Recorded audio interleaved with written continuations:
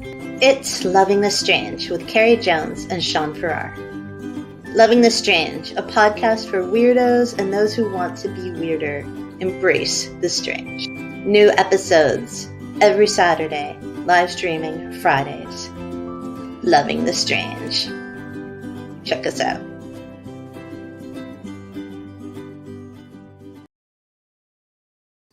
Hey! What's up, baby? Welcome to Loving the Strange, husband. Hey, husband.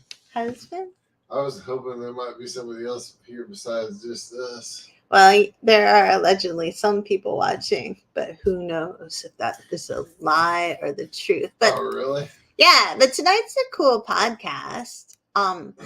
But before we start it, I want to give a shout out to Stubby, who gave us like this amazing music for our intro and outro. Yeah. Because he's amazing. You should check him Shout out. out, Stubby. And we're going to put a link into our podcast notes for him. Sweet. Yeah.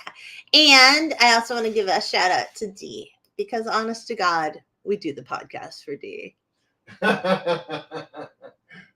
She is our most steadfast listener, I'll say. Yeah, and then our secondary steadfast listener is Doug, who posted adorable grandbaby photos today on Facebook. Yeah? Yeah, so we basically do this for Dee and Doug. The whole podcast. And in your screen, Sean, before we start talking about dark tourism, I just saw a dog twitching. Oh, he was having a scratching attack. That's why I twisted my head. So yeah, that was amazing. So hi Dee, hi Doug, hi everyone who's listening. Hey. We're going to talk about dark tourism today. And to be truthful, it's not something Shawnee and I know a ton about. So we're going to learn about it, and hopefully you'll learn about it with us, and you'll share your stories about the weird, dark things that you may have come across while traveling. Maybe they did it on purpose. Maybe you did it on purpose. Maybe someone like to be dark tourists. Yeah. Hey, and Coop's here. Coop! I haven't seen you in forever. Hey. So we're going to kind of put a disclaimer out ahead of this podcast to let you know that we are not experts on dark tourism. And like we kind of had to even look up like the definition. Bud, why are you laughing? I just stopped. Like what is that? Who's laughing? You were laughing. What? I said the word definition and you started laughing. Oh, well, I'm sorry. Do you want to define dark tourism? No. Okay. I might throw some bits in.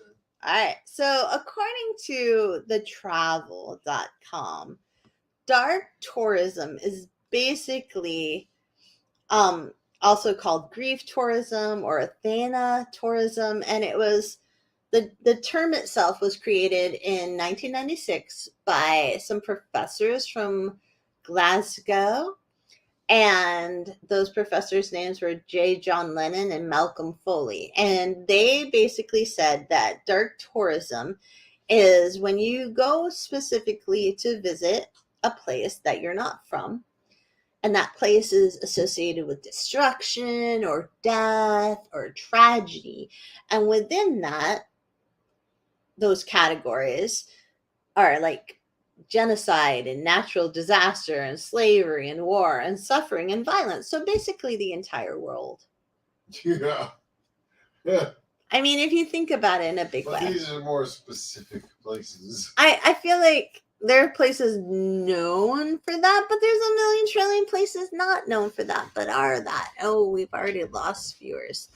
Because it's a negative podcast. Like, how can you make dark tourism happy? Can you tell how many people are watching? Yes, I can. Oh my God, and we've lost them? Yes, we've already? lost 2 already. Dang. Yeah, man. It's because it's a dark topic. Well, yeah, it is. Make it light.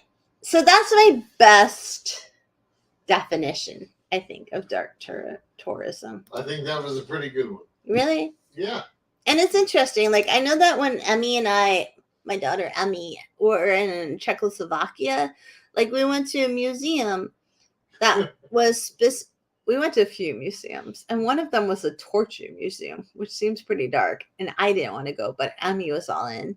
And then we went to another place where like these people were basically martyred, or considered martyred for being shot in World War II, they were rebels, and it was a place of like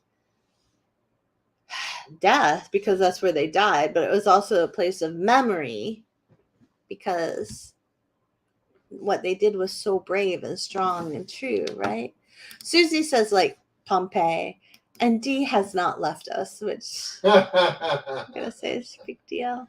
Well, yeah, but Pompeii is like this perfect example. It's like this place where all of these people died pretty instantly, most of them, and tragically, when a volcano went off. And now it's like this big place everybody wants to go see in a tourist way, right? So that is a very mainstream dark tourist place, right? Yeah, exactly. Yeah. And that's kind of what I was saying to you before. Like, it's kind of like how you look at it. Okay, tell me more. Well, I mean, you can look at it as, oh, it's this place where all these people died in like a negative way. Right. Or you can look at it as more of a spiritual way. It's like this place where all these people died. Well, in the case of Pompeii, suffered probably for a short amount of time, a very short amount, right? But, and think about that loss and suffering rather than just the death. Yeah. And in a, I don't know the term, I'm saying negative way, but that's not quite what I mean. Fiona says she's with you, and I think that's a really cool way to think about it. Like, and there's also this other aspect, like, I don't feel like we should definitely define people by their death. Do you know what I mean? Like, definitely not. Like, hey, like she died this way, or he died that way, or they died this way. But that death, why would that be the way that you define who they are and their whole big lives and their actions and their choices and their passions and their purpose? Like, yeah, I agree. But I feel like in our culture, we often do that. Like, it's often like what everybody wants to read in the first line of the obituary. How did Carrie die? Oh, she died of a heart attack. Oh, she had a stroke. Oh, she got hit by a car. Oh, she got trampled by manatees. Like, there's always like, do you know what I mean? But that really shouldn't be like what we want to know the most about someone, right, or even an area. But there's also that beautiful wondering of what is beyond someone's just regular mortal existence. Like Susie asks, like, does an MDI have a ghost walk? And yes, we have two. We have the lady with the blue light, or the red cloak, and then the people with the blue light. There's two. I don't know if you're asking me. How do you not know that, babe? Because you would know more about it than I would. You went on a ghost walk with me. Yes, I went with you, and you also followed one around. Yeah, I was thinking about becoming a tour for a ghost walk a while ago. A tour guide. But I realized that I have a really hard time seeing in the dark. And I would twist my ankle a lot. And I wasn't, I don't want to get sued by saying this, but I'm just going to be honest. Like, I wasn't super cool with the script. Like, yeah. I kept, because I have a journalism background, I kept finding factual errors with what I was supposed to be saying. Well, it's the same with the one we paid to go on. Yes, but the first one, the one that I was potentially going to be a guide for, I wasn't cool with because I couldn't lie. And it would have required me to say things that I didn't think were true. And then B, you were a subcontractor and they didn't cover you with their insurance. So I wasn't cool with that. They wouldn't pay for all your twisted ankles. No, because I would have twisted my ankle pretty much every week. Curb. Every curb. But then the other one that we went on as humans, like just like as we were pretending to be tourists, I had an issue with that one because I kept finding factual errors in their ghost stories. And I'm like the worst person to have on a ghost tour. But the point is, that's a good example of dark tourism, right? Why are you just laughing? Because I don't know. We can't have a podcast if you don't talk to babes. How can you've been enthusiastically training me not to interrupt lately. I have. I was not going to interrupt. I'm tired of getting spanked and yelled at. I don't spank. You wish I spanked you, but I don't spank you. Fiona says, I think the fascination with Pompeii is partly to do with here's this ancient Roman city that in part was preserved by the forces that destroyed it. And that's such a good point. Like it is, Fiona says it's a paradox, and it is like, it's amazing to think about it. Like what destroys you preserves you, and what destroyed them made people now mourn and think and try to live via their stories. And that's really intriguing, actually. And it's kind of like, I feel like that element underpins a lot of dark tourism, actually. But maybe not. So the lesson learned here is if you don't leave a big enough mark upon the world that people will continue to talk about you after your death, go get buried alive by a volcano. Or manatees. Dee said, if you get trampled alive by manatees, people are going to talk about you. Yeah. Yeah, it's guaranteed. Yeah. But Dee said, Carrie, I feel like you would die with a smile on your face if you were trampled by manatees. And I think you're right. I'd be like, most definitely. I tried to hug them the entire time they were killing me, I think. Yeah. Oh my God. Manatees are the best, man. You know it. They're pretty cool. Sean always has like this dream that we would just move to Florida in a place where there's manatees, so that my whole life, every day, is basically me going out to a like Crystal River. Is that the place? Yeah, I get so much loving if you got to do that every day. Oh my God. That is so inappropriate. It's not. I use kind words. You said loving? Yeah, loving. That's right. So, Brittany says, my favorite author's live. Oh, that's a lot of pressure. Hi, Brittany. Oh, live. Live, because I haven't yet been trampled by manatees. And Fiona says, it's weird, because I don't think of ghosts as dark. And I think neither. Yeah. Neither does Carrie. I don't think I do. No. Like, what is dark, honestly? Sean, go. Dark is what most people don't want to think about. Brittany says, bah. And Brittany also says the only dark tourism I know is from Charleston. And since Charleston is my favorite city, I'd really like to know more about that. Also, she said absolutely no pressure, which I appreciate. So, dark tourism is grief. Dark tourism is the macabre. Dark tourism is something horrifying about the human condition, I guess.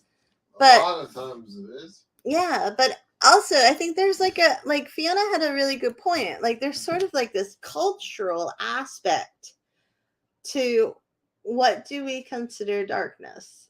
Like for some cultures and for some people, even within the Western culture, death isn't darkness.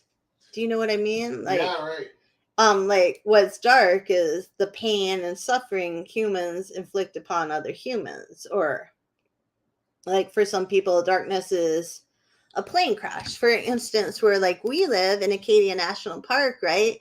There's some remnants of a plane crash on a mountain here. Yeah. So we live, if you don't know, in Bar Harbor, Maine, and Bar Harbor, Maine has part of Acadia National Park in it, which is like a little baby park with little mini mountains on our island, and it takes up a lot of landmass, and therefore we can't build a lot of housing, but that's a subject for another day. And not on this podcast. Not on this podcast. And there's a plane that crashed a long, long time ago. Like, how long was it, babes? Like, I have no idea. 70 years ago, maybe? I don't know. And this is all you. Bits of that plane crash are still there on the mountain. But most of the people who live here are very cognizant of not telling other people, like the tourists or the people from away, which is how we call tourists in Maine, where that crash is, because it's almost like we want to respect it as a place where people died, oh, Matt Hockman knows it's 1970 that the plane. All right, so 50 years. I gave it a couple 53. decades. Whatevs. And thanks, Matt. But like, people want to respect that. And if we didn't want to respect that and made it into like a tourist site where we were encouraging people to go, I guess that would be dark tourism. Yeah. Yeah. Or taking parts of the plane and put it on eBay. That'd be terrible. That'd be dark capitalism. That would be very dark capitalism. So Susie says she was in Pompeii when they first started really digging out the amphitheater, and it was only like a quarter dug out. I can't even imagine. That must have been so cool.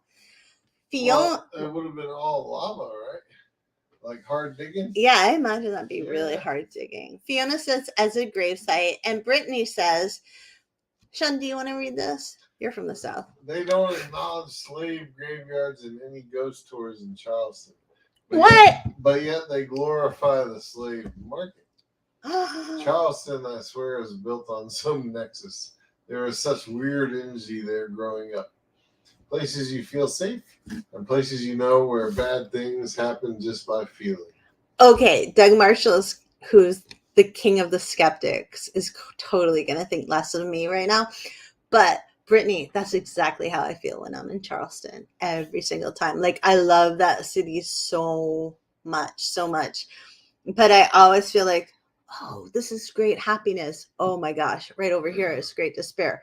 Oh my gosh, this is great happiness. And it's just it's like a very weird. It's really hard to like take a walk in the nice residential neighborhoods of Charleston with Cary.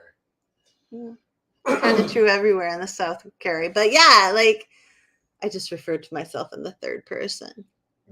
But you are the third person. I am the third person. But it's like it's just there's so much going on right there. I don't know how to explain it, Brittany, but I think you did it a lot better than I could ever try. Fiona says in Victorian times they used to have picnics in cemeteries. Fiona, I would like to tell you that growing up, my family had picnics in cemeteries. We would like clean off a gravestone and then we'd have a picnic, often on, I think, Memorial Day. Was that like a familial gravestone or just some stranger? No, it was like family. It was like great grandparents and stuff. Yeah. And my mom would go, my nana would go, and we'd like clean off the grave and like clean all the weeds around, and then we'd have a picnic. Often on Mother's Day, actually. What'd you have for a picnic? Deviled eggs, which seems like a weird thing to have in a cemetery. Depends on who's buried there, I guess. Yeah, and my mom would always make me cucumber sandwiches, and I think she and my nana used to have ham sandwiches. Like ham salad? Yeah, like ham salad in like a finger roll. Yeah. But I would get cucumber with mayonnaise between white bread. Okay, then. There you go. Random fact you don't really want to know. So Doug said Pompeii and circumstance because he's a punster. There he is. Brittany said, LOL, that would be dark capitalism. It would. And Susie said no, digging. They were digging through the ash about Pompeii. And Fiona said, totally get that energy of bad things have happened here. There's a spot in Toronto I will walk blocks to avoid because of that. Nice. Piano sounds like me. And Brittany says it really is, but this is why I honeymooned in Maine. So Charleston is creepy and energy and full of it, but sometimes it's nice to get away from that and go to a nice chill place like Maine. Yeah. Yeah. Although there's plenty of creepy here too. I don't think it's as creepy. No. Not like Charleston or New Orleans. I mean, it's not necessarily that Charleston and New Orleans are creepy. It's just like, I don't know. It's like you can just feel the energy. And sometimes that energy is not really positive. Yeah. And sometimes it's a little spooky. I agree. Yeah. They're super high energy. Really? They are. Do you think that? I do. Oh. Do you think Glen Mary Road in Bar Harbor is high energy? No. Damn it. Okay, so. Babe, what did you find when you were looking up like dark tourism and stuff? Did you find anything cool? Well, I think cool is a matter of personal perspective. Interesting. Did you find anything interesting? Well, apparently a lot of people go to places that probably most all of us have heard of. Like that, I'm not even going to try to pronounce the word, but that forest in Maine where everybody, or in Japan. Like in not Maine? in Maine. Yeah. Let's go. That forest in Japan where everybody commits suicide. Oh, yeah. I don't think I could go there. No, why not? I think I might be, I think either I'm too sensitive or my imagination is too great that I'd have a really hard time there. Like, as a little kid, I couldn't even go, like, to science museums where there were, like, mummy exhibits. Yeah. Because I would panic. No, I could see you doing that. Yeah, like I try really hard to be brave, but inside I'd be like feeling almost like suffocating and claustrophobic. And I kind of feel like that might happen to me because I would just feel so badly for everybody who was so sad. You could probably go to another top dark tourism destination until Russia invaded Ukraine. Okay. I think they got like 200,000 visitors a year. Was Chernobyl. That's so weird to me. Yeah. Would you go there? Would you want to go there? No. I have no desire to go there. If someone was like, hey, Sean, you want to go there this weekend? Would you go? No. Really? Why would I want to go there? Well, I would go anywhere. Me too. But not if it was like a flight to Chernobyl and back home, no, I'd pass. Really? Yeah, just for the sheer fear of like radiation. But it's so long ago. What do I want to see there? I don't know. You wouldn't just want to see it for the sake of seeing it. No. What if I saw like a 6-headed bear or something? I didn't cuss. I think you did. I said no. What if I saw a 6-headed bear or something? That'd be kind of sad, but cool. Right. Susie says Savannah, Georgia is a great place for dark tours. I've never gone to Savannah, but I would like to, Susie. Brittany says, we had our church Kirkin in our cemetery. Gotta love John's Island Presbyterian. What's a Kirkin? Well, you're going to have to ask Brittany. Brittany, what's a Kirkin? Sounds like a pickle. I don't know. Like a Kirkin. Hopefully I didn't offend you just now. Johnny obviously was never a Presbyterian. Oh, no, I was a Pentecostal and Southern Baptist type. Really? You know it. Yeah. But you never, your family never ventured into anything else? No. Really? No. No. Sorry. What? There was no venturing because there was only one specific, very small part of my family that went to church at all. And you guys like went to church and then you were nothing, and then you were like diehard, and then you were nothing, and like that's how it went, right? Very cyclical. So interesting. Yeah, it was definitely a disease. A disease? Well, like that sounds judgmental. Well, I lived it. I can judge it. All right, I guess so. But anyways, that's just another dark tourism destination. My mind.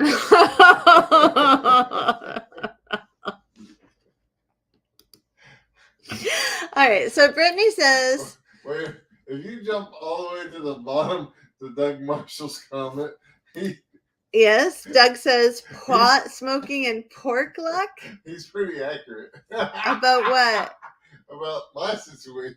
As a child? The whole jumping around thing, yeah. All right, go back up. No. Brittany says the amount of things that happen in a small space creates energy that can't be measured. I think that's pretty true. And Fiona says, oops, the as a gravesite comment was about the plane crash. Oh, I knew that. And Coop says, what about visiting Gettysburg? And I think that's right. That's a really good point. Like, there's so many places that we don't necessarily think of as dark, in quotes, tourism. Yeah, no, but it is. Yeah. Exactly. And yeah. That's super popular. So popular. You know what? If we went to Gettysburg, you know what I would want to do with you?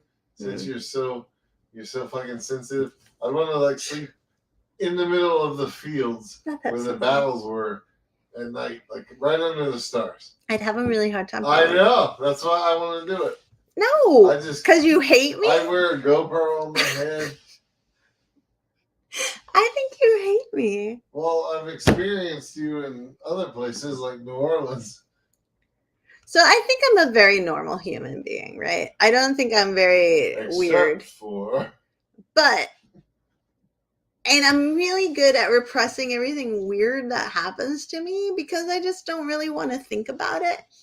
After she tells you about it. Yeah, but like, we were at a place in Florida once, and it was like a bed and breakfast, and I went to bed, and I had this elaborate dream all about this man's life, about him coming from Maine to Florida, about like the mill burning down, like what his wife's name was, where like they were buried, like all this stuff. And I always wake up when I have these dreams, and they always happen more in the South for some reason. And then I tell Sean everything. And this one time we left the bed and breakfast, we walked across the street, and I was like, oh, this is the gravestone. This is the guy. And it was this guy, and he had moved from Bangor, Maine. He actually lived in the inn, and he had created like this whole town, Apalachicola, I guess it was, wasn't it? What's that where it was? Yeah. And it was so weird. But like, to me, there's a sort of amount of dark tourism in it. If you're thinking, oh, like this is where they died, this is where the fires were, or this is where they killed native populations. What? It wasn't like intentional. No. You didn't set out to do that. No, I'm basically a dark tourist without intention.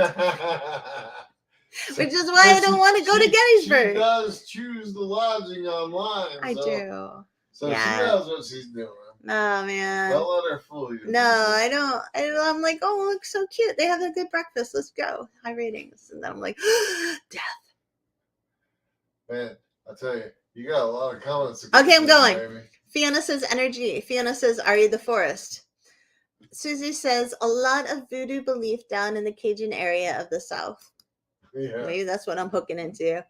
And Brittany says, oh, you sweet empath. I get it. She is. Brittany, I have a writer client of mine that I'm helping with their book, and they're a counselor, and they said, oh, you have too much empathy. And I was like, oh no, is that really bad? Do I need to go to therapy? Yes. Yeah. And yes. Doug said, do that voodoo that you do so well. I don't know if that's how the tune goes. I don't know either, but you did a great job, baby. It's a song. And Fiona says, not right now, because the concrete shield is starting to fail, I think. And Coop says, I have a hard time visiting Salem. I do too, Coop. Too much energy and it's overwhelming. That's how I feel too. Did you have any relatives there? I had relatives there. Did you have relatives there? Okay. Coop, you have to tell me after. And John Bell says, Sean, would you like to read? We went to this wicked, terrifying hotel in Colombia called Hotel Embrujado in Salto del Candama. Look it up. It was the only time in my life I actually felt my hair stand up. I want to look it up. Yeah. Man, that's cool. And then Brittany says, Sean, you want to read that? Scottish Heritage Festival via religion. Basically a huge pork smoking and potluck. It sounds all in for Sean. Does she mean pork smoking or pot smoking? No, pork But smoking. didn't it say pot the first time? That was Doug, I think. All right. What? And then Doug said it was. Yeah, pot it was. smoking and pork luck. And then Katie says, hey, Katie. Katie says, Gettysburg has a totally different energy. It's not that dark. Oh, really? So I could go there. Well, read the next one. Apparently you can. Oh, Katie says, come to Gettysburg. I live 20 minutes away. That would be amazing because then we could hang out. Okay, so new trip plan. Fiona says, Sean. In Scotland, Culloden is visited as one of the major places of loss during that last Scottish fight for independence. Which is really true. And also, I think Outlander helped with that, too. And there's complex reasons for visiting, she says, like familial and nationalism and historical. And there's a residential school in southern Ontario that is used as a teaching school about colonialism. So it's being restored as a teaching space. And that's kind of cool, actually. Do you want to read Susie's boo? Comment? Climbed Mount Defiance across Fort Ticonderoga and put my fingers in the carved names on the stone from the Revolutionary War. Aww. I was moved to tears. Put my hand on the cannon and it was warm. If you stand really still, you can hear the battle. Same with Gettysburg and Valley Forge. Whoa. The cannon was warm. Was it a cold day and the cannon was warm? Coop's not sure. And Susie says, I'm so sorry, Susie. My grandfather to the 9th degree was Samuel Wardwell, who was hanged as a witch in Salem. I think we're related. And Brittany says that's how Fort Sumter is for me. Me too. Huh. And it was March when Susie was there and the cannons were warm. Been a mildly, not hot month, that's for sure. Yeah. It's amazing though. Like the stories that come from these places. And I don't know anything really about psychic things, and I don't really know anything about energy. I don't honestly. Oh, come on. We watch Ghost Adventures every night. I only know what Zach Baggins tells me. All about that stuff, baby. He once retweeted my tweet. But anyways, I don't really know about, and so did The Rock. Those are my only claims to fame, Zach Baggins and The Rock. But I don't really know about any of those things, and I haven't studied them, and they're not my science. But I think it's really intriguing to think that maybe the resonance of what happened in places gets held a bit in those places, Yeah, especially in the rocks and the trees. Yeah, I love rocks and trees. Katie says to watch The Dead Files instead because Amy doesn't usually yell at the ghosts. I think we tried to watch that, Katie, but Sean gets really annoyed at Amy, the lady in that. Why? I don't remember. Oh, Susie says my writings say otherwise. Maybe it's all subconscious. About me knowing about energies and things. Yeah. I wasn't going to call her out, but thanks, Susie. Oh, Brittany says, I want to do a national travel trip based on colonization to follow the story and to start in St. Augustine, which would be really cool, actually. Hell yeah, it would. Yeah. Really cool. Especially if you did it on foot with a backpack. Sean and I were recently talking about traveling and our traveling goals and how we wanted to do a lot of things on foot. Tour. Yeah, Of all the dark places in Europe. So with dark tourism, there's a website specifically about dark tourism called dark-tourism.com. Very clever. And I guess because there's been so much negative talk about dark tourism, which seems kind of weird to say, negative dark. They're trying to like almost rehabilitate the term. Because they feel like there's been a lot of negative. What's the new term, baby? Come on. No, they're not making a new term, but they're like saying, no, we're not like voyeurs. It's not like slum tourism. It's not war tourism where you travel to current war zones. It's not dangerous tourism. And they're saying it's not even like ghost hunts. It's like beyond that. It's like not about disrespectful tourist behavior for them. It's about like enlightened engagement with contemporary history. And it's not always positive sides in a non-sensationalistic manner.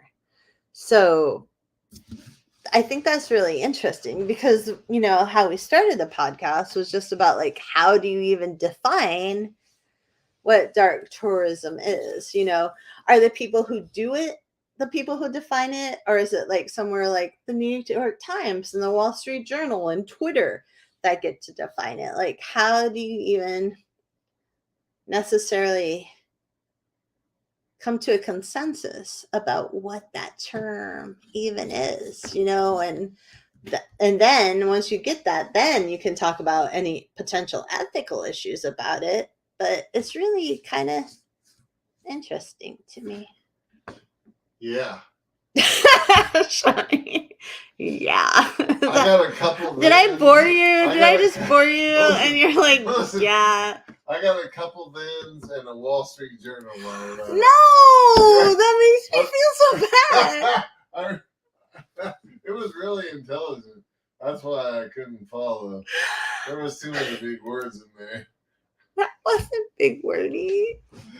Oh God! All right, so Brittany says I like hot showers too much to do the whole national travel trip.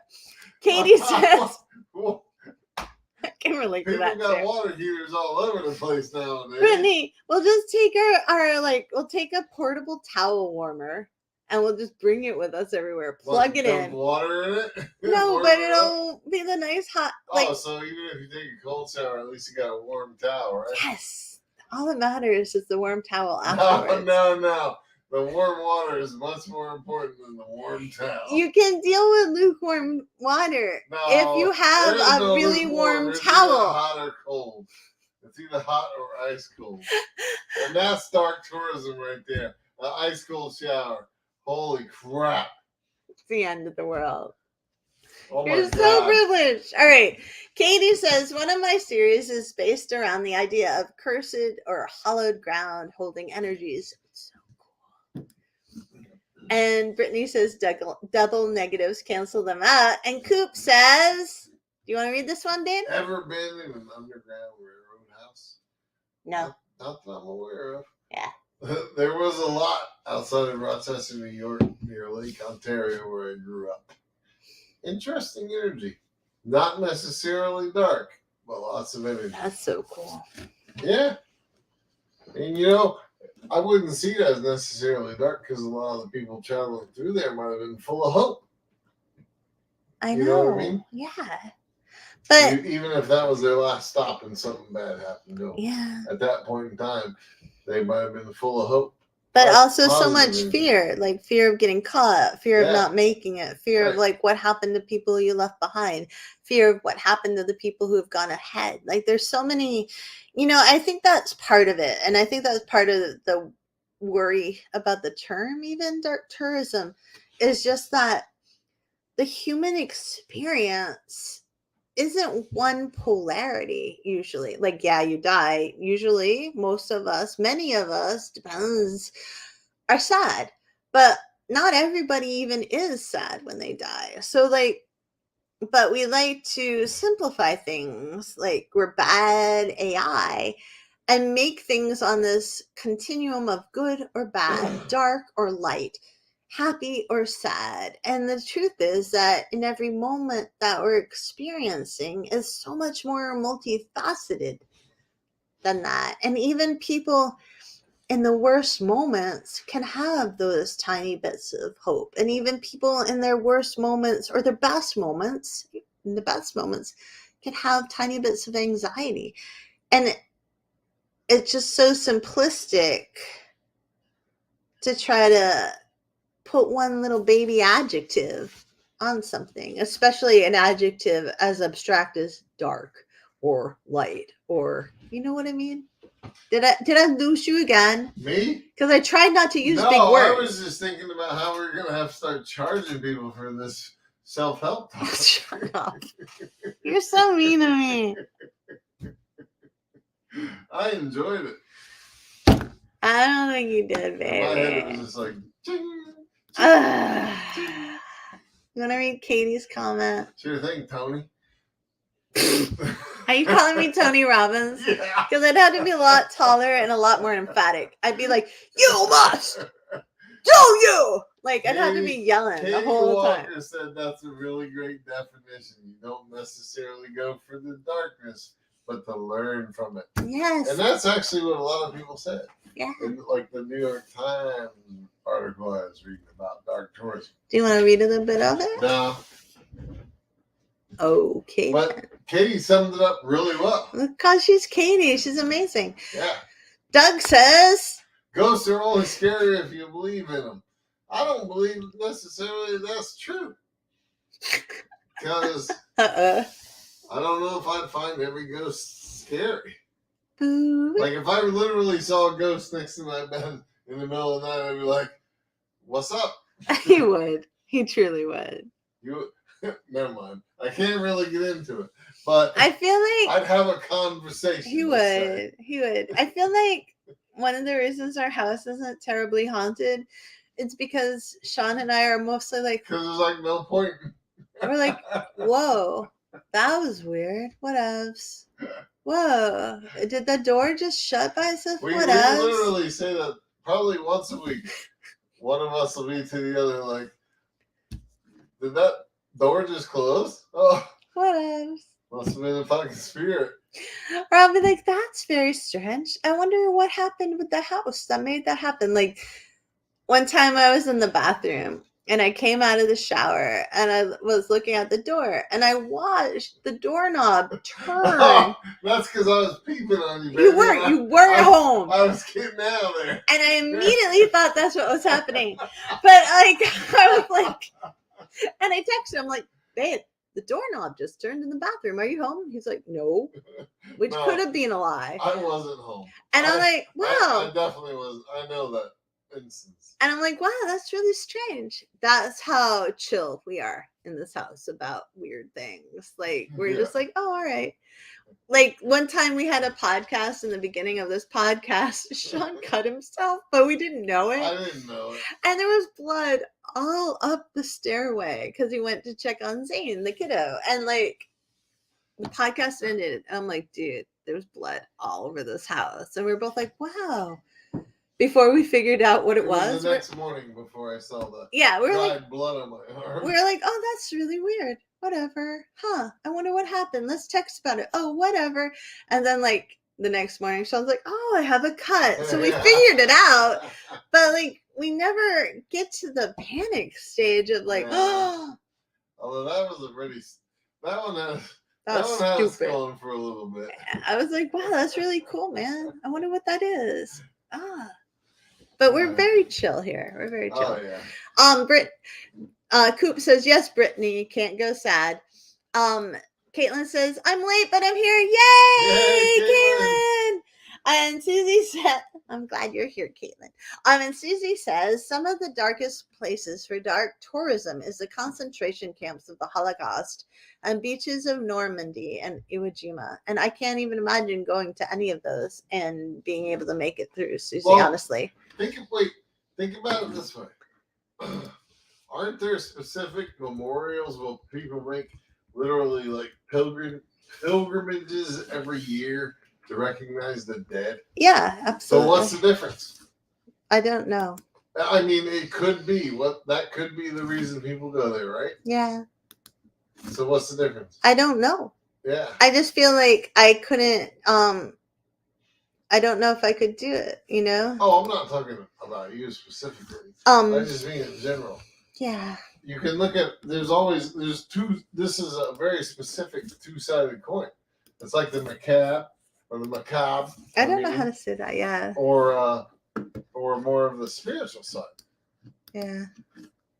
There's like a Sherman Alexie is incredibly problematic now, though he was my favorite poet forever, like college onward. And but he has this amazing poem series where he takes, nobody cares about this, I'm so sorry, I'm going to try to go through it really quickly, where he takes like these very formal poetic structures and talks about how he, as a Native American, visits Dachau. Shawnee, don't be a dick. And it's just like he has these beautiful poems that, like, to me somehow encapsulate the sadness and the darkness of that visitation, but also, like I was talking about before, kind of like beyond that single word of dark. And like one of those, I think like the second in the series of the poem is called History as the Home Movie, and it begins and ends with ash, though we insist on ignoring the shared fires in our past. We attempt to erase our names from the list that begins and ends with ash. And like the whole poem is just like that amazing, resonating force. And I think that partially, I'm bringing this back, what the allure of dark tourism is what he captures in that poem, like that resonance, that like ache, that something, that energy or whatever you want to call it, that's bigger than our individual lives, but also about our individual lives and those losses and those stories that somehow, as Kathy Pelletier would say, make it through the chaos to be remembered.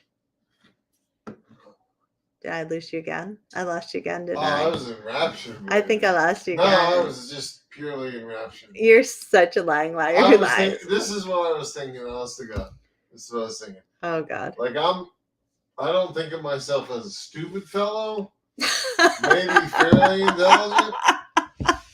I was actually so smart that when I was a kid and I came across any poetry, I was like, okay, I can read this and try to make an opinion out of it. But that's going to be way too much work. Like, you're just lazy. I'm just going to not even care about poetry because that's too much work. Mentally, I was lazy. Yeah. Poetry's no work. It was. Oh my God, yes it is. Because you got to come up with your own viewpoint and your own opinion, or else you're not going to stand out. I wanted to stand out. Okay. So I stood out by not caring about poetry. That's not standing out. Is that what your whole point was? What? That's what you were thinking when I was talking about? Well, not the whole time. Oh my God. How are we married? Okay, Caitlin says, I know it's not the Holocaust Museum, but I went to the Titanic Museum and it was very emotional. I don't think I could go there. I'd rather go to the Titanic Museum. I don't think I could go there either. Really? Yeah. Like, I would rather go there because it's not like, like a friggin' genocide situation. Yeah. It's just more like, oh, we didn't know we were going to friggin' die. It was an accident, Yeah. It's much, but it's so much. It's much kinder in its darkness. Yeah, but there's still that fear and that horror. Fitzy, this guy. Oh, I don't think that deep, baby. I keep it at the surface. Yeah, I think you have better walls than I do. Like, I know people who are now dead, but who lost their grandparents there. Like, that's amazing to me. Like that. I can't imagine the panic and the terror of knowing that you're going to die. Yet you sleep beneath the window every night that came from a house that was built for the to be Okay. bride of somebody who died on the Titanic. So there's a random window in our house, which is possibly why our house It's could in our potentially be haunted. bedroom. In our bedroom, that came from the cloisters aspect of ancient Bar Harbor Manor estate summer home that allegedly was built for the bride of who died in the Titanic. It was the bride to be, I'm Right. pretty sure. Yes, and she didn't make it to the house that was being built Yeah. for her. I think I found some factual errors with that too.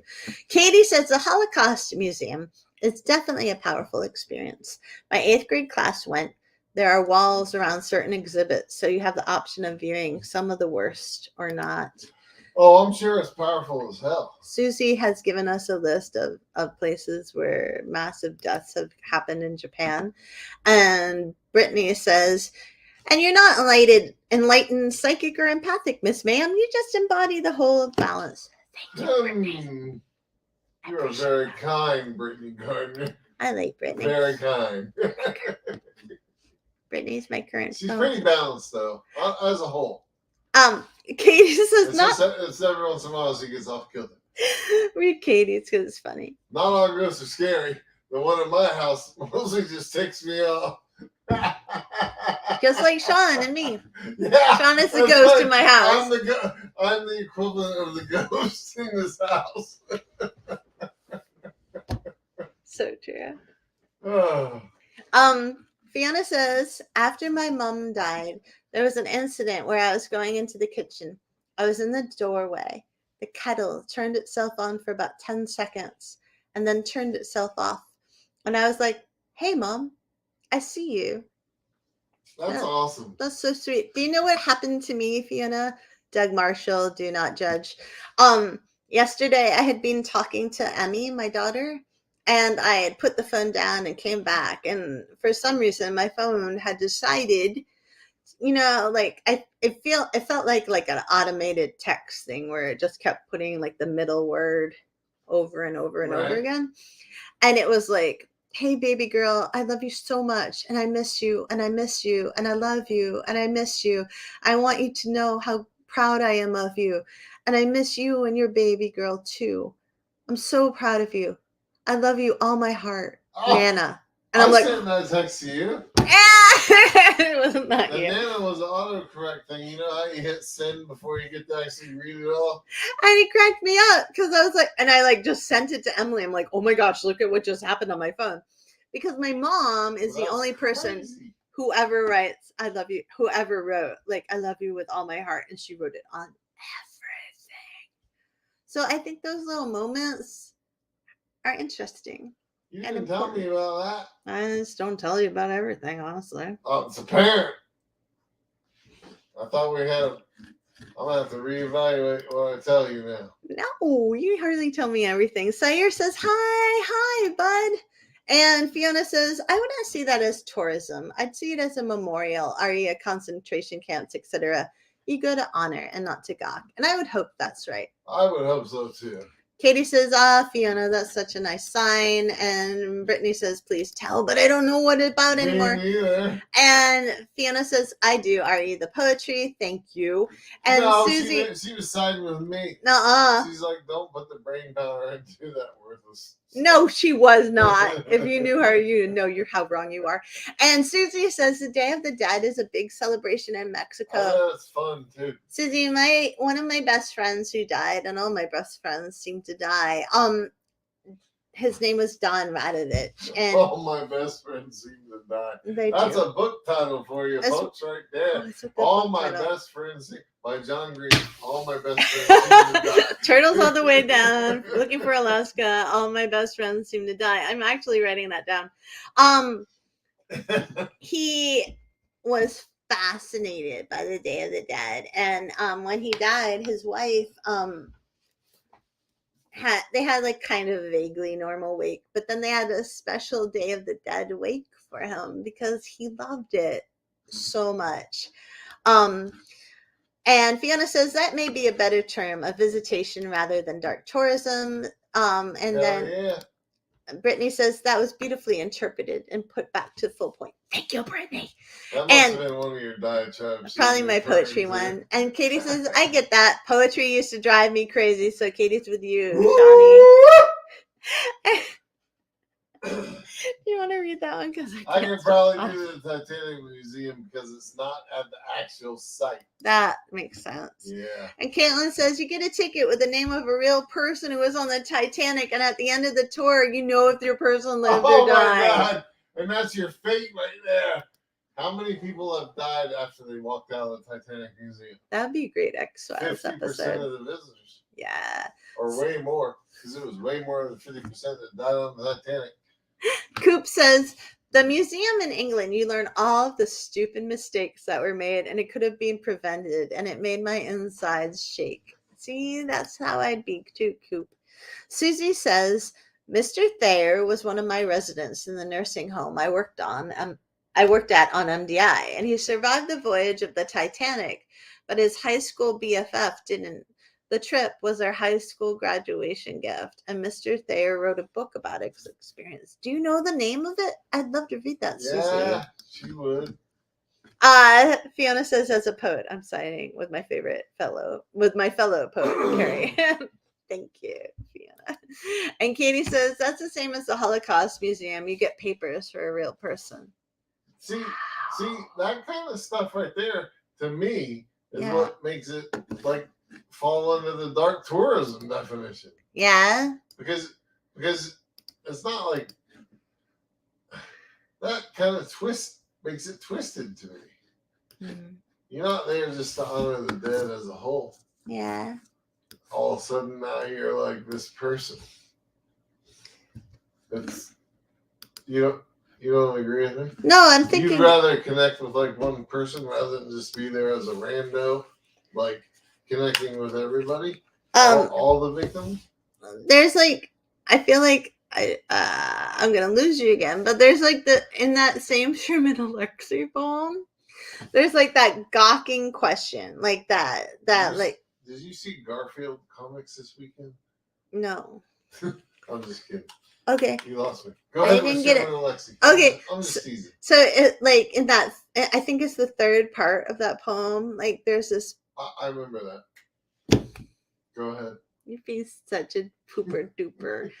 And it goes like, because again, he's there visiting with like his German hosts and his wife at the time. And it's like, why are we here? What have we come to see? What do we need to find behind the doors? Are we searching for an apology, from the ghosts of unrepentant Nazis? Right. We pay the entrance fee at the front door, but why are we here? What have we come to see? And like, there's that echo of like. So what Sherman's saying is that some people feel so much empathy that they take on a certain guilt aspect for things that they had no involvement in. Yeah, but they feel apologetic to that segment of humanity that died or was a victim. Yeah. Like they must apologize on behalf of all of humanity or just themselves. Or even just like the questioning, like, why do we go to this place? What are we trying to see? What is the connection that we're trying to make with these tragedies of the past? And if you think about museums and memorial sites, like, I think it would be really fascinating to like kind of break them apart and see in a really boring data sense, like how many of these places and museums and memorials are sites of triumph and glory and happiness versus sites of genocide or despair or disaster. Oh, right. And I think that because even some places of massive death could be sites of triumph, like Normandy. Well, yeah, exactly. And and how all of that like interconnects. And as people visiting those places, what is it that pulls us to them? And what is it that, we are trying to see. It's hope, baby. It's just hope. Is it? Yeah. Or is it understanding? Or It's is it hope looking that for a we can bigger... survive another generation. This world of ours. Is it looking for a bigger understanding? Like, there's so many things. Fiona says, I think it's supposed to make it tangible. Coop says, I agree. Fiona says, not 6 million, but think about this one person, and that humanizes it. And Katie says, I think it's supposed to connect you empathically, to put you in the moment, to never forget, because now you're a part of the story. Yeah, I think that's a good overall definition. Yeah. Fiona says, and also as you leave that type of place or memorial or museum, you're thinking, what does this ask of me? Normally when I'm leaving a place like that, I'm like, are there any street food vendors around here? He's always hungry. He's just like, I'm hungry. Do you want to go get a beer or food or something? Is there a hot dog anywhere? Yeah. Susie says, Mr. Thayer only had 100 printed and gave them to his family. About the book. I was loaned a copy. If there are Thayers on MDI, they might have a copy, or check with the Jessup Library. I will. Yeah. And Fiona asked if I can post the name of the Sherman poem. I will in a second. And Brittany says, you do this while I go find the name of the poem. So is there a forgotten dark history for the places we get pulled to? Oh! Yeah, that's a whole nother friggin' podcast. But in brief, we were just talking about that today. Yeah. Sorta, right? Yeah, we were kind of doing We were that. talking about how you're attracted to certain places that, like, even genetically you can't attach yourself to, right? Right. But you still feel this, like, calling, or like a calling, comfort, or there's words in German for that, but not in English. Yeah, like I can't remember the word for German, but I used to know it. But it's like a homesickness for a place that you've never actually been to. Yeah. And that may not necessarily be a dark history, but it sure could be. It could be. And I think that goes, right in that same vein of connection that can't be explained. How about that? Brittany feels that for Appalachia, and I feel that for... Carrie also feels that for Appalachia. Which means Brittany and I were probably hanging out in a past life. Carrie's like Cajun. I am secretly somehow Cajun. Cajun. I can make a good sweet tea. Fiona has the word, and I'm going to mess it up, but it's Hyrath. What's that word? It's a Welsh word, and it's like for homesickness or a longing for somewhere you have never been. Nice. Nicely done. You guys help us out so much. They're so smart. Ridiculous. It's 8:02, baby. Oh no, we have to end it. Yeah. Sorry. We gotta go to bed and relive some past lives. Or look at the ghosts. Thank you everybody for hanging out with us. Thank you so much. Fiona, I hope you saw my point. Talk that much about dark tourism, but that's okay. That's all right. That's how it happens in our podcast. That's right. I tried to define it. You did a great job of defining it, I think. I feel like that was a positive. Before we go, Fiona, it's Inside Dachau by Sherman Alexie. And if you lose that, just send me a message on Facebook and I will. Oh, you got it. She says she got the title. Yay! Sayer says bye, Sayer. And thank you all for hanging out with us on this random Friday night. Thank you so very much. Yeah, I'm going to try to Have find. a great day, Sayer. It's probably like 5 in the morning. It's very early in India. And thank you for listening to Loving the Strange.